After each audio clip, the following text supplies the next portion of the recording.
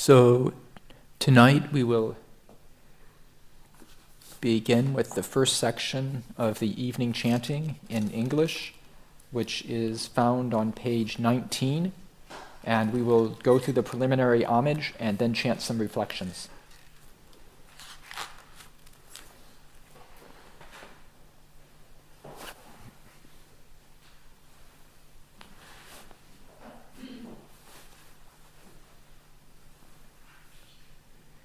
To the Blessed One, the Lord who fully attained perfect enlightenment, to the teaching which he expounded so well, and to the Blessed One's disciples who have practiced well, to these, the Buddha, the Dhamma, and the Sangha, we render with offerings our rightful homage.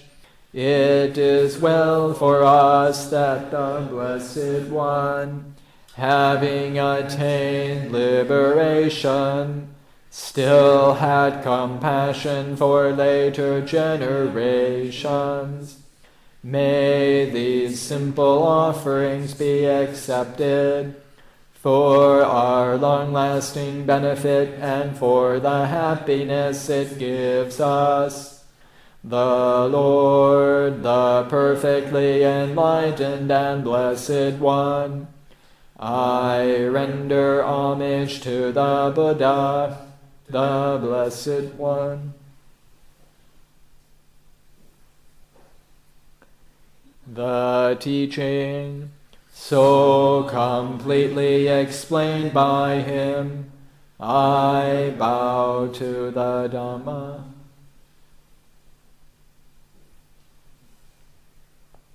The Blessed One's disciples, who have practiced well, I bow to the Sangha.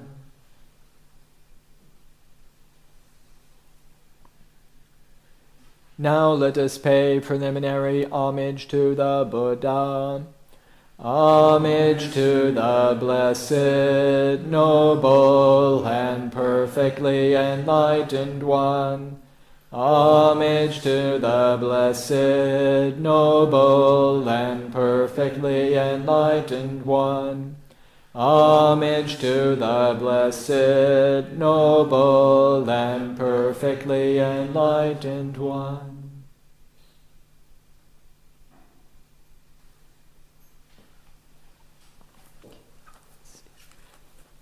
So we will chant the highest blessings, which is page 46, dark brown book.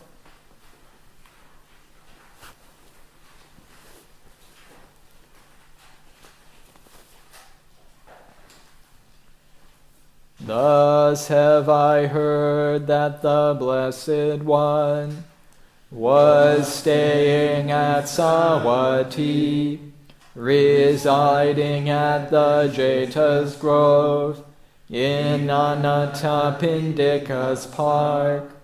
Then in the dark of the night, a radiant Deva illuminated all Jeta's grove. She bowed down low before the Blessed One. Then standing to one side, she said, Devas are concerned for happiness and ever long for peace. The same is true for humankind. What then are the highest blessings? Avoiding those of foolish ways, associating with the wise, and honoring those worthy of honor. These are the highest blessings. Living in places of suitable kinds, with the fruits of past good deeds, and guided by the rightful way. These are the highest blessings. accomplished in learning and craftsman skills, with discipline highly trained, and speech that is true and pleasant to hear. These are the highest blessings, providing for mother and father's support, and cherishing family, and ways of work that harm no being. These are the highest blessings, generosity and a righteous life, offering help to relatives and kin, and acting in ways that leave no blame. These are the highest blessings, steadfast in restraint, and shunning evil ways, avoiding intoxicants that dull the mind, and heedfulness in all things that arise. These are the highest blessings, gracefulness and being of humble ways, contentment and gratitude, and hearing the Dhamma frequently taught.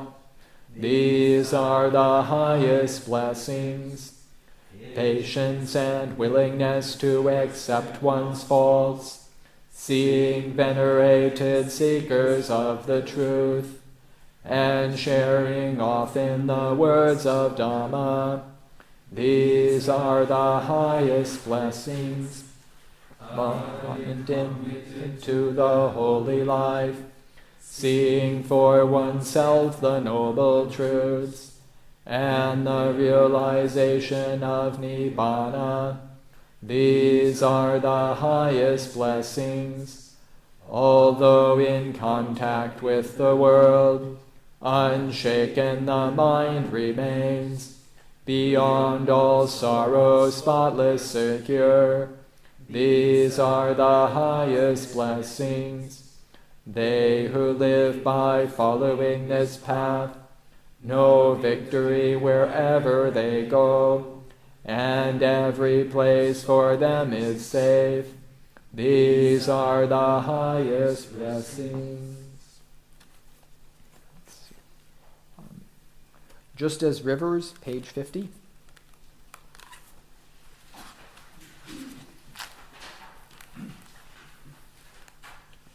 This is the, people will recognize this as the meal chanting. Yata wariwaha pariparenti sagarang, just as rivers full of water entirely fill up the sea. Ewa mewa ito dinang petanang upakapati, so will what's here been given bring blessings to departed spirits. Ichitang patitang tumhang, may all your hopes and all your longings, Gibba mewa samichatu, come true in no long time. Sabe parentu sankapa, may all your wishes be fulfilled. Chando panaraso yata, like on the 15th day the moon. Mani jyotiraso yata, or like a bright and shining gem. Sabitiyo viwachantu, may all illness be avoided. Sabarogo vinasatu, may all illness be dispelled. Mate bhavat rantarayo, may you never meet with dangers. Sukhi dikayuko bhava, may you be happy and live long. Abhivadana silisanichang budapachahino, for those who are respectful, who always honor the elders. Chataro dhamma vadanti, ayuvano sukhang balang, 4 are the qualities which will increase life, beauty, happiness, and strength. Bhavatu sabba mangalam. May every blessing come to be. Rakhantu sabba devata. And all good spirits guard you well. Sabba buddhanubhavena. Through the power of all Buddhas. Sada soti bhavantu te. May you always be at ease. Bhavatu sabba mangalam. May every blessing come to be. Rakhantu sabba devata. And all good spirits guard you well. Sabba dhammanubhavena. Through the power of all dhammas. Sada soti bhavantu te. May you always be at ease. Bhavatu sabba mangalam. May every blessing come to be. Rakhantu sabba devata. And all good spirits guard you well. Sabba sangha nubhavena. Through the power of all sanghas. Sada soti bhavantu te. May you always be at ease. And continuing to the next page, reflection on the 4 requisites. Andamayang tankanika pachawekana patam banamase. Pati sanka yoniso warang pati sewami. Yawadeva sita sapati gataya. Ungha sapati gataya. Dang samakasawata tapasiring sapasampasana patigataya. Yawadeva hikopina patichadanatang. Wisely reflecting, I use the robe only to ward off cold, to ward off heat, to ward off the touch of flies, mosquitoes, wind, burning, and creeping things, only for the sake of modesty. Pati sankha yoniso pinnatam pati sewami. Newa doaya namadaya namandanaya navibhusanaya. Yawadeva imasakaya satitya. Yapanaya vihing suparatiya. Brahmacharya nugahaya. Iti puranan shavedana. Patihankamina vancha vedana na upadesami. Yatra cha me bhavi satyana vajata cha pasu viharo chati. Wisely reflecting, I use alms food, not for fun, not for pleasure, not for fattening, not for beautification, only for the maintenance and nourishment of this body, for keeping it healthy, for helping with the holy life. Thinking thus, I will allay hunger without overeating, so that I may continue to live blamelessly and at ease. Pati sankha yoniso senasanam pati sewami. Yawadeva sita sapati gataya. Unha sapati gataya. Dang samakasawata tapasiring sapasampasanang pati gataya. Yawadeva utuparisaya vinodana pati salana ramata. Wisely reflecting, I use the lodging only to ward off cold, to ward off heat, to ward off the touch of flies, mosquitoes, wind, burning, and creeping things, only to remove the danger from weather, and for living in seclusion, patisankha yoniso gilana pachaya besa japarikarang patisewami yawadeva upananang veyaparikanang vedananang patigataya abhaya paja paramatayati.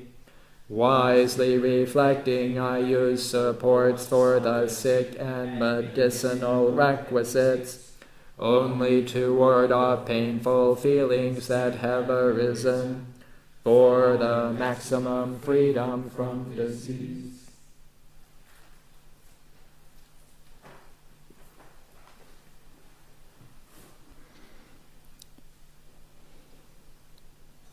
Namo tassa bhagavato arahato samma sambuddhassa.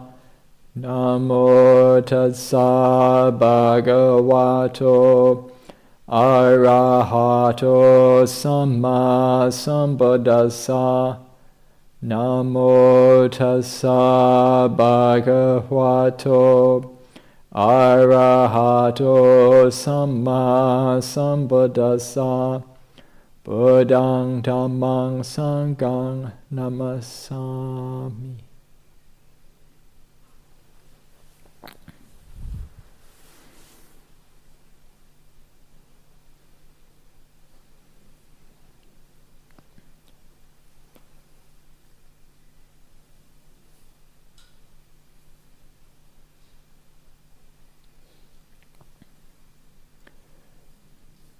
We began the evening with chanting the Mangala Sutta, the highest blessings. And this is I really appreciate this sutta because it runs all the way from the very beginning to the very end of the Buddha's path. It begins with a deva who appeared to the Buddha in the middle of the night, and this is a very frequent occurrence in the Pali Canon. There's a whole the first and second chapters of the Samyutta Nikaya are entirely about the Buddha's conversations with devas, and so this is in there. This one, however, is also in the first book of the Khuddaka Nikaya. So it's been one of the parittas chanted for a long time. And the deva's question is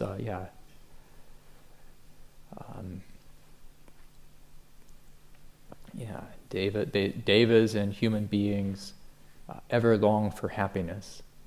What are the highest blessings? And their blessing the word is Mangala, which could be translated as blessing, but just as valid as the translation protection, and so the deva might have been asking for a magical spell, and certainly my understanding is that people still ask monks in Thailand and probably other Buddhist countries for amulets, and that would be a Mangala. So an amulet you wear around your neck that protects you from things. And so the Ajahn Chah tradition doesn't do that. The Buddha didn't seem to do that either. But instead, when the deva asked him for a Mangala, he it's, I think, something like, he described, what he described as a Mangala was a series of actions, a path of practice. And so it's immediately he turned the focus to karma, action and its results, and says, if you act consistently in this way, this will be your protection. And in the Buddhist understanding, action it's actions of body, speech, and mind. So even the way that we think has consequences for our well-being. And this is probably, this is no surprise. That's, upon reflection, that's readily apparent. But sometimes in English, the word action means only physical actions, rather than including thought, but not so in the Buddhist understanding. So the first verse is asevana cha bala nang panditan cha sevana puja cha puja niyanang etang mangala muttamang. So not associating with fools, bala, associating with the wise. Pandita is wise. The modern English, the modern Indian word pandit that's where it comes from. And then puja cha puja niyanang, and that one I can guess at the translation of that, but I'm not going to. I'll just say, honoring those worthy of honor. It's possible that puja is the same word we use for puja, the chanting and the honoring of the Buddha, but I'm not absolutely sure of that. But I thought its use. That last one, when I was reflecting on that this evening, that last one is what stood out. Honoring those who are worthy of honor. And I guess one thing is that this assumes that there are people and principles that are worthy of honor, and sometimes this isn't always the way the modern world thinks. In the modern Western world, satire and irony are favored modes of humor, and the Buddha has certainly employed those skillfully, and they are not without their place. But the problem is that if nothing is sacred, if one ends up taking a completely ironic approach to life, then nothing is worthy of honor in the end, and you miss out on this. You miss out on the potential that human beings have. So, at tea time, someone asked me the question, what surprised you was there anything that surprised you about becoming a monk? And on reflection, I thought, well, what was surprising was how much I was, as when I took the robes, how much respect I received. And it's, again, respect for the robes. I wasn't anticipating that. I mean, the respect was stronger and more obvious from people who grew up in traditional Buddhist countries, and even more so when I spent my third year as a monk in Thailand. There, you're a walking object of veneration. A monk is not an ordinary person in Thailand. That's certainly not the Northeast. And that takes a little bit of getting used to. And of course, but I mean, my teacher had already told me, look, they're not bowing to you, they're bowing to the robes. But bowing to the robes is really skillful. There's a sense that a recognition that there is something worthy of honor. And certainly some of the men and women who have worn these robes were truly remarkable beings. And there is a sense that by honoring both those individuals and the institution, we say it's saying that there is something, that there is true goodness in the world. It's there's, in a way, you have some theories, like say evolutionary biology, can be a bit discouraging, because in evolutionary biology, everything is all about how an organism promotes its own genes. And I mean, there's a book called, I think The Selfish Gene. And even seemingly altruistic things can be explained by how they encourage one's genes to spread. And you can perhaps come up with a similar thing about spreading ideas. And I mean, this is very interesting. From a intellectual standpoint, this is interesting. But if you pursue it too far, you can become sort of cynical and discouraged, because you're always looking for you're expecting people and creatures to be selfish. And I think we recognize that we very much have a confirmation bias. If we're expecting to see something, we will see it. And it takes actually perceiving something fairly radical for us to say, wait, okay, I was expecting this, but that happened.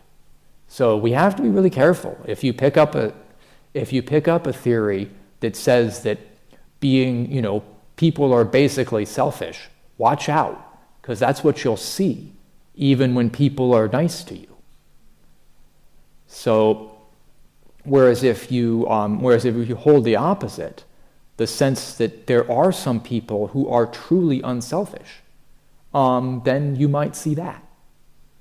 So beware.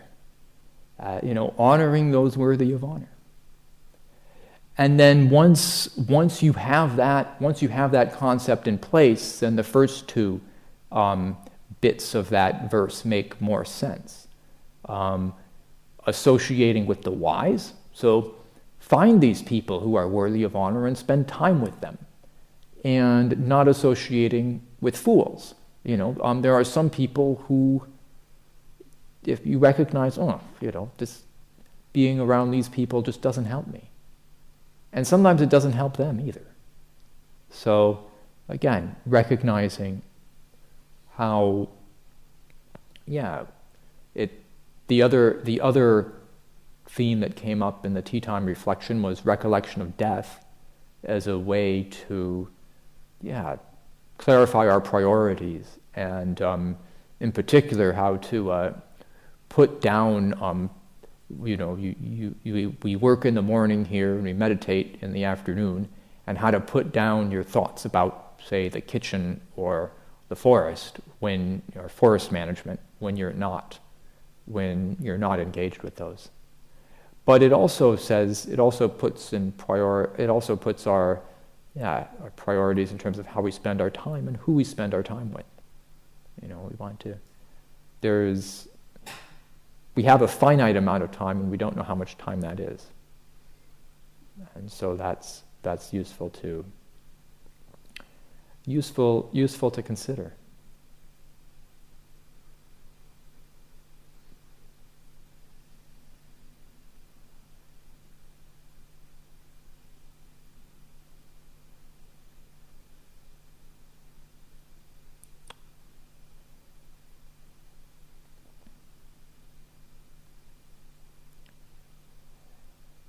And yeah, let's see. Yeah. So skipping one verse,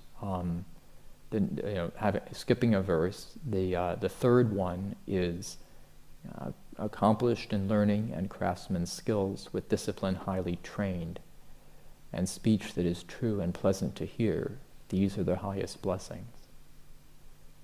And so, the Buddha was quite practical, and recognized that, being skilled at a profession is a necessary, is a very helpful part of human life. And so, certainly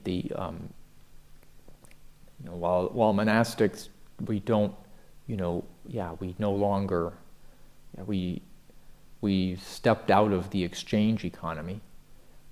There's still a value of mastery in this tradition.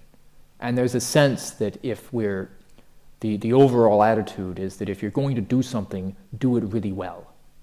So if you're sewing robes, or making a bowl stand, or cleaning your dwelling, or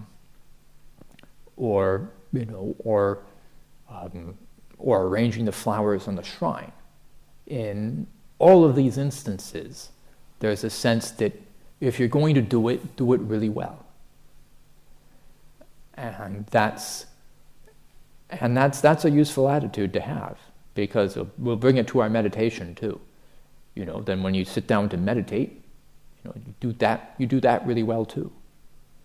Or at least you try to develop. And so that's a helpful attitude. And certainly applies to one's livelihood.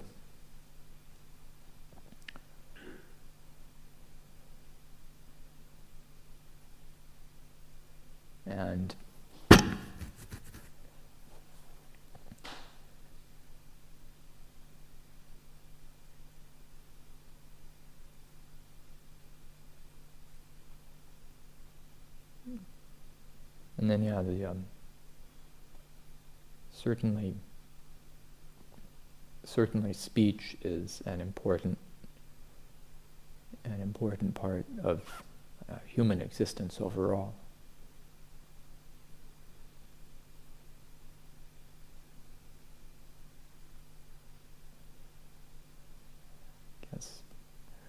Going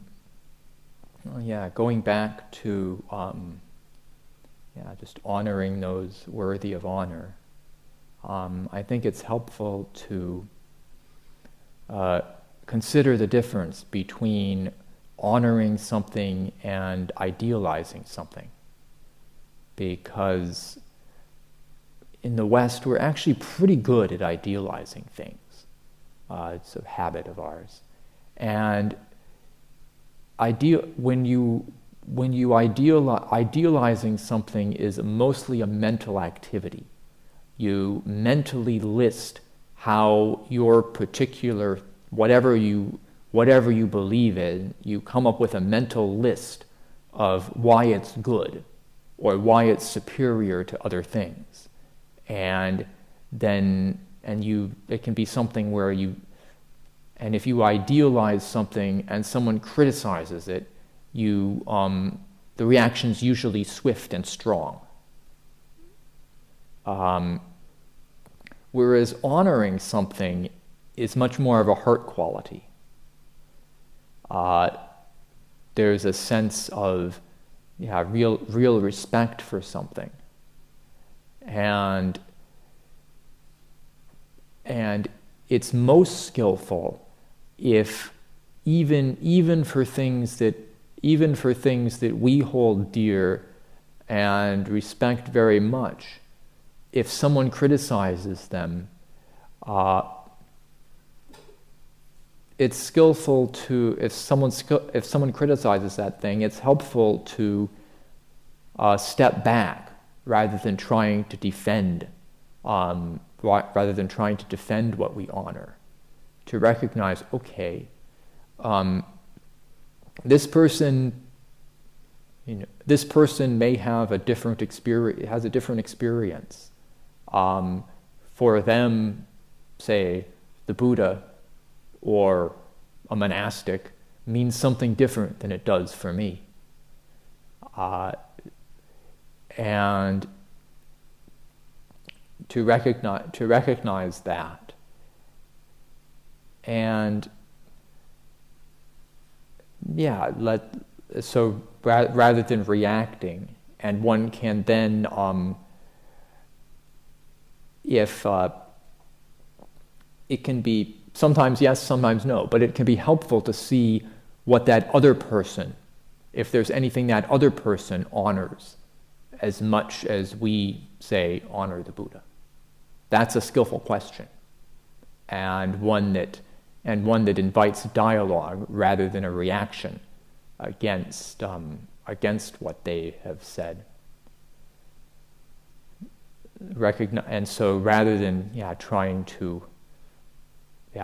point out, have a list of all the reasons why Buddhism is the best religion, better to recognize that this is what is really, this is what I cherish in my heart, but other people have had different experiences, different conditioning.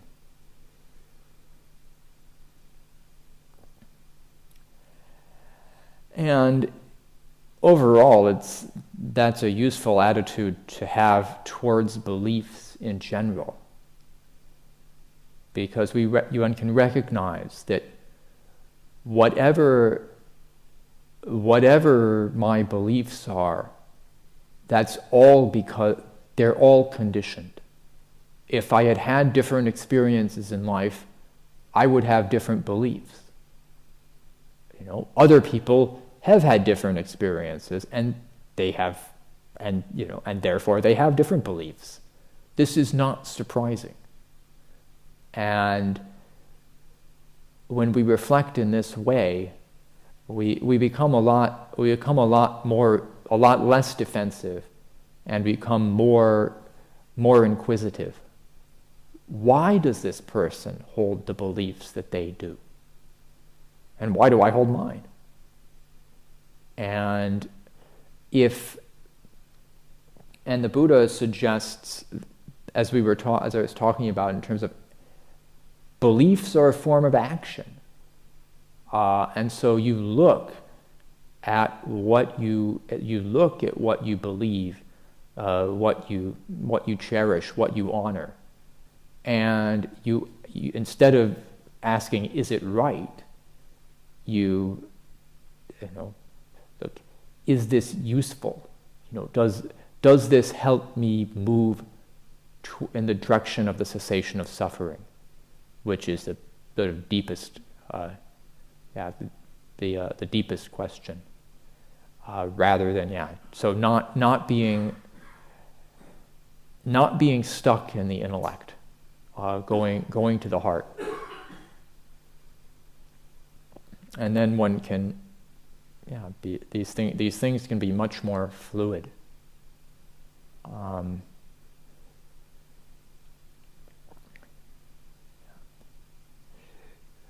There was an exchange with the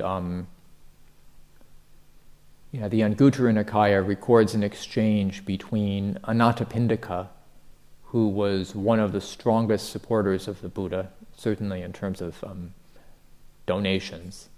One day it was too early to visit the Buddha's, where the Buddha was staying, so Anathapindika went to the park of the other wanderers. So there were lots of, the word is samanas in the Buddha's time in India, and so these were ascetics who had all sorts of different beliefs. And what was interesting is that almost no matter what you believed, people would feed you in India if you wore robes and wandered. So there were basic standards of conduct, not always followed, but still there was a sense that it's good to support holy people. So there were and so it was a thriving culture at the time of the Buddha. But many of them were more opinionated than, or clung more closely to their opinions than the Buddha recommended. And so the dialogue begins with the wanderers ask, Anathapindika, do you fully understand the Buddha's teachings? And he's like, no, I don't. Do you, then, and they say, well, that's not so good. Okay, you can't tell us what the Buddha believes, but what doctrines do you hold? And Anathapindika says, well, actually, it wouldn't be so difficult to talk about what my doctrines, but why don't you tell me yours first? And so the wanderers go through this list of things like, is the world finite or infinite, or is it eternal or not eternal? And after each one of them, but some wanderers say the world is finite, and other wanderers in this park said it's infinite. Some say the world is eternal, and others said it was not eternal. But each wanderer, after expressing his or her view, followed up with, only this is true, everything else is false. And that phrase, whenever you hear it in the Pali Canon, is an indication that this person is going to receive some comeuppance. Nobody says that in the Pali Canon and ends up being in the right, or being approved of. So they're in for it. And then so after the wanderers express all these different opinions on the 10 subjects, apparently it was a common practice to sort of, almost like our Western formal debates, where you would take a stance and you would argue for it, and what mattered more was how well you argued than whether what the stance you took was actually true. That sounds like that was part of the culture of samanas at that particular time, but not the Buddha's way. So after hearing all this, Anathapindika replied, okay, well, my view is as follows. This venerable one who believes that the world is finite and nothing, who clings to the view the world is finite. Well, that view has come about either because of his something he's heard from someone else, or his own inappropriate attention. That view is conditioned and fabricated, and anything that is conditioned and fabricated is dukkha, unsatisfactory. So by clinging to this view, that wanderer clings to dukkha, and he goes through the list of 10. And see, the wanderers are, this is not so good. But then at least one of them catches on and says, well, your view also, that's also conditioned.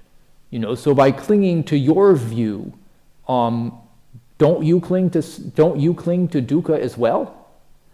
And Anathapindika replies, well, everything is, basically, and I'll paraphrase, my view is also conditioned, but knowing that I perceive the escape from it, and he says it more eloquently. I won't be able to recite it, but at this point, the wanderers can't answer. So he goes to the Buddha, and the Buddha approves of the way he has spoken.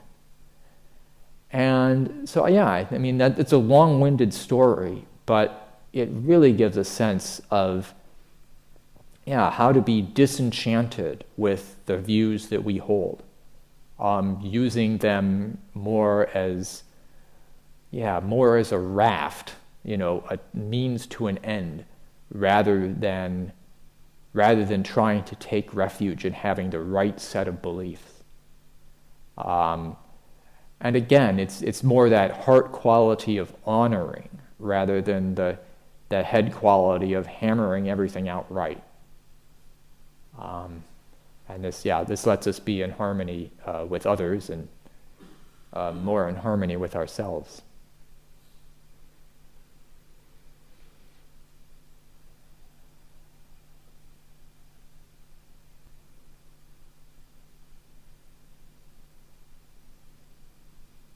And then another of the chants that we did this evening was the chant on the four requisites. And so the four requisites are what the basic human physical needs: robe, clothing, food, shelter, and medicine. And as monastics, we reflect on these, and we reflect on the purpose of them, because it's easy to get lost in searching for good requisites, or imagining better requisites, whether that be hoping that they'll have your favorite food. You see, it's interesting, you see bread on the table, bread on the offering table one day, and I'm like, okay, there's bread, okay, is my favorite topping out here? Interesting. Bread can be bread. Or, getting the nicest tudong gear, or getting the hut that you want. We go by seniority, and usually by seniority in distributing the huts. So when the person just senior to you takes the hut you were hoping for, what does the mind do there? So we have it, and it's equally the same, and even more so with lay life. And the verse of the Mangala Sutta which relates to that is, it talks about contentment and gratitude, which are the recommended attitudes towards our requisites. Being content with the physical stuff that we have, and being grateful that donors or the world have in general have given us this much. And contentment is a bit radical in the modern economic environment, because the thing is that contentment is a bit of a problem, because I don't have any solution to this. But it seems that the modern world requires economies to grow, which requires people to each year participate in more economic activity than they did the past year. But we certainly don't, in terms of actual needs, our needs do not grow, at least not that much. They might change over the course of a lifetime, but overall, it's not like, we certainly don't need any more food. Once you've reached adulthood, you don't need more food.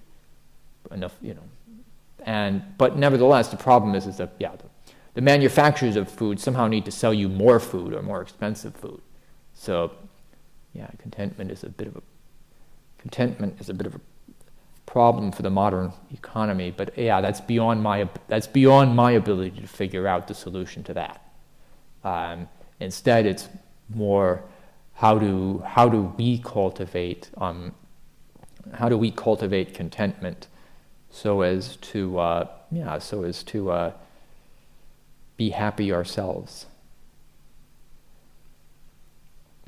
And so this is reflecting on those requisites, reflecting what we need from the requisites, and when we're seeking, and to really watch that desire for more or better requisites, because it's not that we want, it's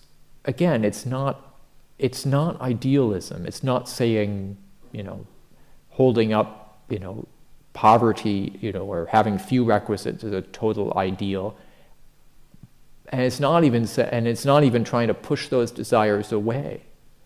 But instead, I would suggest really investigating them, because there's a desire for fulfillment there.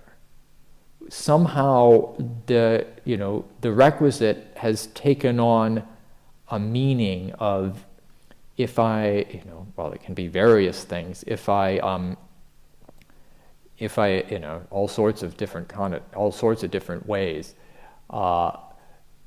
If I get this, then somehow I'll be a better person, or people will like me more, or it'll mean something, or it reflects. If I get good requisites, it means people do like me. It reflects. We're looking for fulfillment somewhere in there, and if we can step back from the particulars and watch the way that desire feels, that's useful. To learn how to just be with desire as desire. And sometimes you can even detect the situation of desire looking for an object. You haven't found something to want yet. You want to want something, but you haven't found it yet. So it's just sort of casting around. It's going to land somewhere, and then when it lands, it's like, got it. Right. There it is. It's desire has landed and found itself an object, but you could see it before, while it was still just an inkling in the mind. There'd be, I'm feeling unfulfilled this afternoon. What is it that could be fulfilling? Right. I should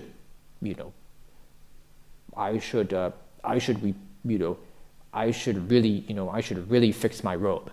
And that's actually not a bad thing. Go and fix your robe, but notice that you were searching for something, and now you've found it, and now you have this sense, if I fix my robe, I'll feel fulfilled. Well, fix your robe and see if you're fulfilled. Probably you'll find something else to want after you've fixed your robe, but I certainly recommend repairing robes. It's not that activity. It's not that there's anything wrong with. There's all sorts of wholesome activity to do, but beware of investing. Beware of investing too much. Believing too much that wholesome activity will be fulfilling.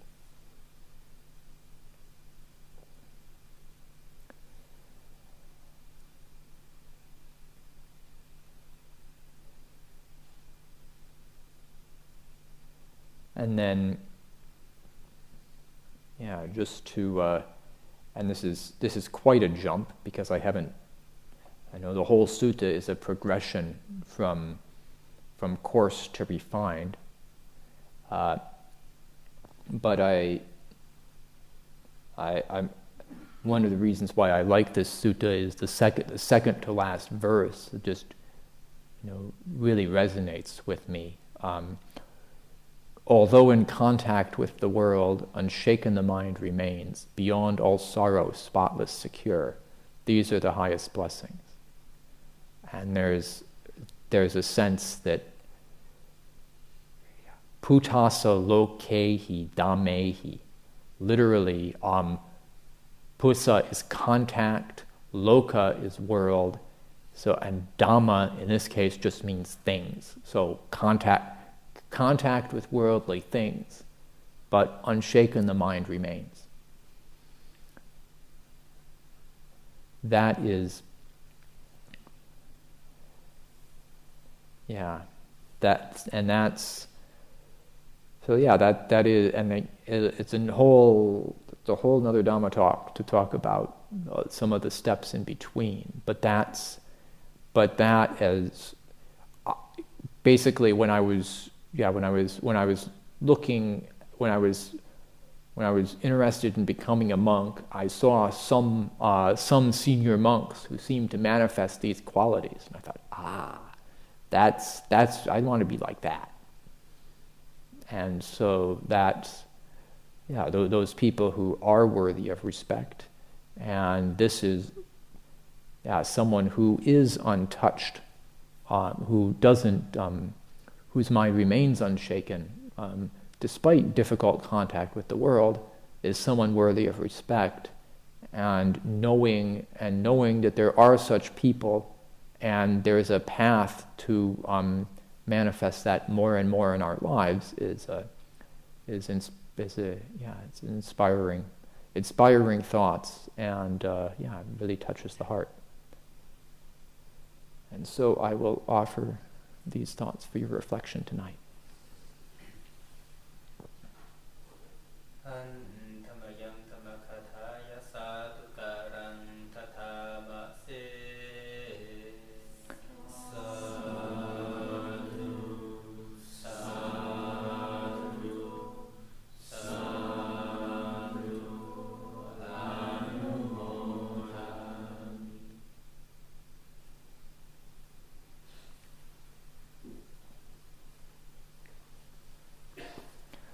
Okay, so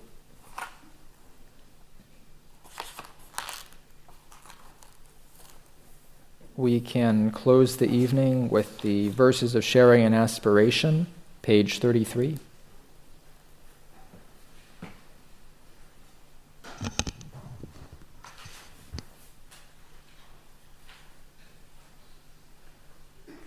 Through the goodness that arises from my practice, may my spiritual teachers and guides of great virtue, my mother, my father, and my relatives, the sun and the moon, and all virtuous leaders of the world, may the highest gods and evil forces, celestial beings, guardian spirits of the earth, and the Lord of death, may those who are friendly, indifferent, or hostile, may all beings receive the blessings of my life. May they soon attain the threefold bliss and realize the deathless through the goodness that arises from my practice, and through this act of sharing. May all cravings and attachments quickly cease, and all harmful states of mind, until I realize Nibbana in every kind of birth. May I have an upright mind, with mindfulness and wisdom, austerity and vigor. May the forces of delusion not take hold, nor weaken my resolve. The Buddha is my excellent refuge. Unsurpassed is the protection of the Dhamma. The solitary Buddha is my noble guide. The Sangha is my supreme support. Through the supreme power of all these, may darkness and delusion be dispelled.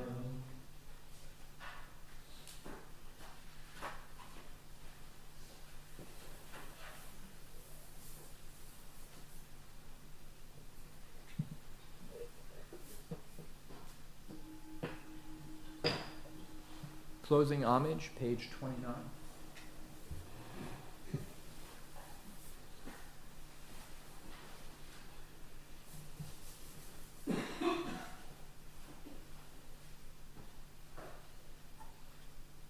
The Lord, the perfectly enlightened and blessed one, I render homage to the Buddha, the Blessed One. The teaching, so completely explained by him, I bow to the Dhamma.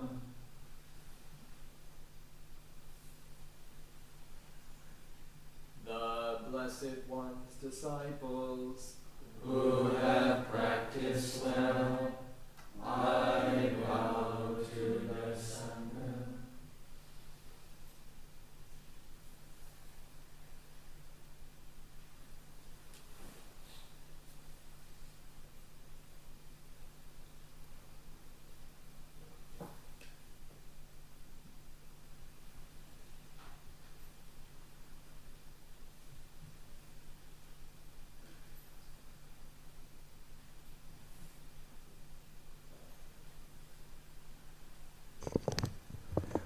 Right, so good night, everyone. Just a reminder, if you've driven a vehicle here, the bollards go up in, 15 or 20 minutes. And so if you don't want to stay here all night, please take your vehicle outside the bollards by that time. Okay.